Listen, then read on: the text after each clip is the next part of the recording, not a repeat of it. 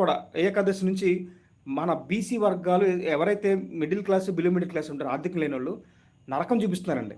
వీళ్ళ స్పెషల్ దర్శనాలు పెట్టుకొని ఎవడు పడితే అని వెళ్ళి పాపం విఐపి పెట్టుకొని దర్శనాలు చూపించుకుంటా నరకం చూపిస్తున్నారు. హిందువులందరూ మరి హైందవ మత దర్శకులు సనాతన ధర్మం వాళ్ళు పీకునే వాళ్ళు మరి మాట్లాడరు, ఎవడు మాట్లాడరు, ఇలాంటి సందర్భాలు మాట్లాడరు. ఎవడో అన్వేషణ అనేవాడు ఏదో నోటి కొద్ది దూల కొద్ది ఏదో ఒకటి రెండు మాటలు మాట్లాడితే దాన్ని పట్టుకొని వాడి జీవితాన్ని హ్యాంగ్ చేసినట్టు, వాడు బీసీ వర్గం సంబంధించినడు కదా, వాడిని జీవితాన్ని హ్యాంగ్ చేసినట్టు అనేది పెద్ద మధ్య హడామడ హంగామా చేస్తున్నారు. మరి మరి తిరుపతి గురించి ఏ ఒక్కడు ఎందుకు మాట్లాడట్లా?